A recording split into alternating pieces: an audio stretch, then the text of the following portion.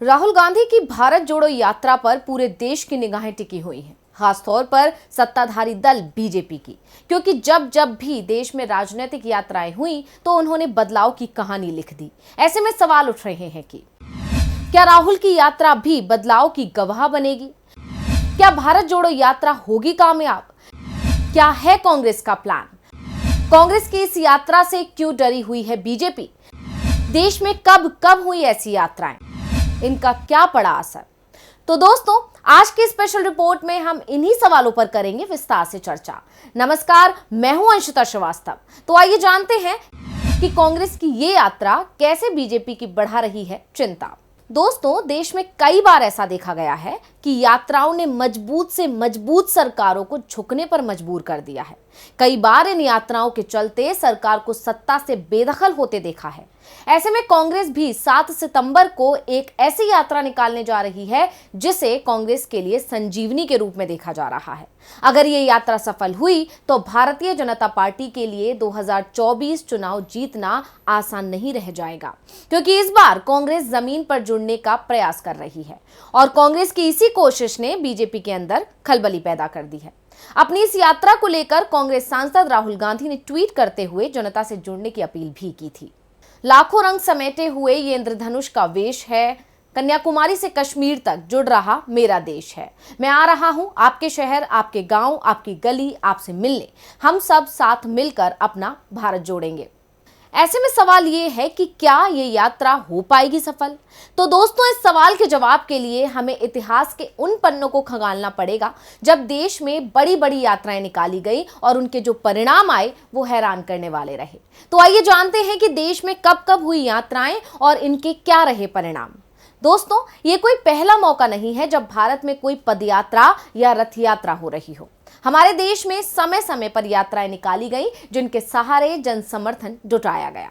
सबसे पहले बात करेंगे 1930 के दांडी मार्च की, जिसे महात्मा गांधी ने निकाला था और उस मार्च ने दुनिया को यह एहसास कराया कि पदयात्राओं से बड़े बड़े बदलाव किए जा सकते हैं। और ऐसा ही कुछ देखने को मिला 1990 में लाल कृष्ण आडवाणी की रथ यात्रा के बाद, जिससे भारतीय जनता पार्टी कांग्रेस के बाद भारत में दूसरी बड़ी राजनीतिक ताकत बन गई और इसकी सांसदों की संख्या 85 से 120 हो गई। सिर्फ ये दो ही नहीं बल्कि ऐसी कई यात्राएं हुई हैं जिसने एक नया इतिहास रच दिया और आज कांग्रेस बीजेपी के खिलाफ उसी हथियार का इस्तेमाल कर रही है। तो सबसे पहले बात करते हैं महात्मा गांधी की डंडी यात्रा की। ये वो यात्रा थी जिसने देश के आम नागरिकों को एक मंच पर लाकर अंग्रेजी सत्ता के सामने नई चुनौती खड़ी कर दी थी। दांडी मार्च को नमक मार्च या दांडी सत्याग्रह के रूप में भी इतिहास में जगह मिली है। ये ऐतिहासिक सत्याग्रह गांधी समेत 78 लोगों ने अहमदाबाद साबरमती आश्रम से समुद्र तटीय गांव दांडी तक पैदल यात्रा की थी, जिसकी दूरी महज 390 किलोमीटर थी। 12 मार्च को शुरू हुई ये यात्रा 1931 को गांधी इरविन के बीच हुए समझौते से खत्म हुई थी। इसके बाद 1982 में की गई चैतन्य रथम यात्रा। 29 मार्च 1982 का दिन था। नंदमूरी तारक रामाराव यानी आंध्र के लोकप्रिय एनटीआर ने इसी दिन तेलुगु के सम्मान के मुद्दे पर तेलुगु देशम पार्टी का गठन किया था। ये यात्रा हैदराबाद से आंध्र प्रदेश तक निकाली गई थी। ये यात्रा करीब 75,000 किलोमीटर की थी। उन्होंने करीब 4 बार पूरे राज्य का दौरा किया था, जिसका असर ये हुआ कि 1983 में हुए चुनाव में एनटीआर को 294 में से 199 सीटें मिली और वो आंध्र के 10वें और पहले गैर कांग्रेसी मुख्यमंत्री बने थे। जिसके बाद तीसरी और यादगार यात्रा बनी 25 सितंबर 1990 को निकाली गई राम रथ यात्रा। इस यात्रा ने बीजेपी को एक नई पहचान दी थी। इस यात्रा की शुरुआत तत्कालीन भाजपा अध्यक्ष लाल कृष्ण आडवाणी ने की थी, जिसका उद्देश्य सोमनाथ से अयोध्या तक रथ के जरिए जाना था और 9 राज्यों से होते हुए करीब 10,000 किलोमीटर की दूरी तय की गई थी। इस यात्रा के चलते गुजरात, कर्नाटक, आंध्र और उत्तर प्रदेश में दंगे तक हो गए थे। रथ यात्रा जब समस्तीपुर पहुंची तो आडवाणी को लालू यादव ने गिरफ्तार करवा लिया। रथ यात्रा ने बीजेपी की सीटें 1991 के चुनाव में 85 से बढ़ाकर 120 तक पहुंचा दी थी। आंध्र प्रदेश की राजनीति में पदयात्राओं का एक पुराना इतिहास रहा है। ये सियासी पदयात्राएं हर बार ही अपने मिशन में कामयाब रहीं और सत्ता परिवर्तन का अहम हथियार बनकर उभरी। अगर संयुक्त आंध्र के इतिहास को देखें तो पता चलता है कि यहाँ भी चंद्रबाबू नायडू की सत्ता को वाईएस राजशेखर रेड्डी की पदयात्रा ने हिला दिया था।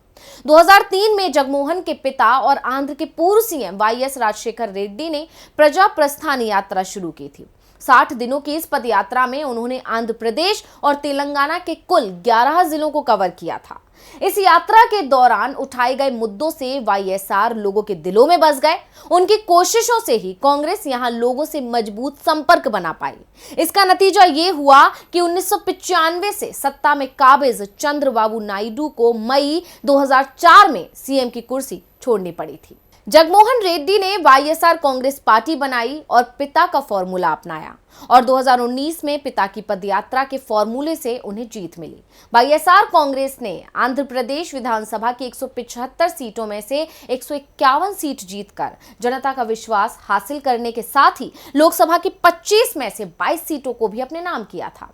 ये यात्रा आंध्र प्रदेश के कडप्पा जिले से श्रीकाकुलम तक निकाली गई थी, जिसने 430 दिनों में 13 जिलों के 125 विधानसभा क्षेत्रों से होकर करीब 3648 किलोमीटर की यात्रा की थी, जिसने सत्ता बदल दी थी। तो दोस्तों, इन सभी यात्राओं के परिणाम हमेशा सकारात्मक ही रहे, जिसे देखकर उम्मीद है कि कांग्रेस की ये भारत जोड़ो यात्रा भी सफल हो सकती है। इसका मुख्य कारण कांग्रेस को मिला सिविल सोसाइटी का साथ भी है, क्योंकि सिविल सोसाइटी की मदद से जब अन्ना हजारे के अनशन ने यूपीए सरकार को सत्ता से उखाड़ फेंका था, तो आज कांग्रेस भी मोदी सरकार को सत्ता से बाहर कर सकती है। बता दें कि राहुल गांधी की भारत जोड़ो यात्रा 7 सितंबर को शुरू हो रही है। ये 3500 किलोमीटर लंबी यात्रा 12 राज्यों और 2 केंद्र शासित प्रदेश से होकर गुजरेगी। इस यात्रा की शुरुआत कन्याकुमारी से होगी, जो कश्मीर में खत्म होगी। इस यात्रा के सफल होने के संकेत उन सब रैलियों और प्रदर्शन में मिल गए हैं जो पिछले दिनों कांग्रेस की तरफ से की गई हैं। चाहे वो 5 अगस्त को महंगाई के खिलाफ कांग्रेस का प्रदर्शन रहा हो या फिर रामलीला मैदान में की गई रैली हो। बता दें कि रामलीला मैदान में हुई कांग्रेस की महारैली के दौरान राहुल गांधी ने बताया कि कांग्रेस को इस यात्रा की आखिर जरूरत क्यों पड़ी। तो राहुल ने कहा, प्रधानमंत्री नरेंद्र मोदी पूछते हैं कांग्रेस ने 70 साल में क्या किया। हम कहते हैं कि हमने ऐसी महंगाई कभी नहीं दिखाई। विपक्ष जब इन बातों को संसद में उठाना चाहता है तो मोदी और उनकी सरकार बोलने नहीं देती। महंगाई, बेरोजगारी, चीन की बात नहीं कर सकते संसद में।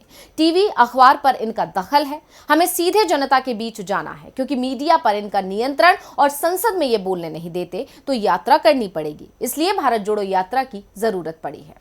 दोस्तों, बेरोजगारी, महंगाई, धार्मिक ध्रुवीकरण, निजीकरण, केंद्रीय जांच एजेंसियों का दुरुपयोग, देश में जाति, धर्म, भाषा, नस्ल, रंग के आधार पर बढ़ रहा भेदभाव, देश में बढ़ रही आर्थिक असमानता जैसे तमाम मुद्दों पर कांग्रेस आवाज उठा रही है। इसलिए 2024 लोकसभा चुनाव से पहले इस यात्रा को शुरू किया गया है, जिससे कांग्रेस को 2024 में बीजेपी के खिलाफ लड़ाई में इसका फायदा मिल सके। अब सारे समीकरण तो इसी तरफ इशारा कर रहे हैं कि कांग्रेस सही राह पर है, या यूं कहें कि जीत की राह पर है। लेकिन हार जीत का फैसला तो जनता जनार्दन के हाथ में ही होता है। अब राहुल की ये मेहनत जनता को पसंद आएगी या नहीं, ये देखने को मिलेगा आगामी सभी चुनावों में। फिलहाल राहुल की इसी यात्रा ने बीजेपी की रातों की नींद जरूर उड़ा दी है, क्योंकि देश में बीजेपी के खिलाफ विरोध की आंधी जो चल पड़ी है। तो आज की इस स्पेशल रिपोर्ट में बस इतना ही। फिर हाजिर होंगे एक और स्पेशल रिपोर्ट के साथ। नमस्कार।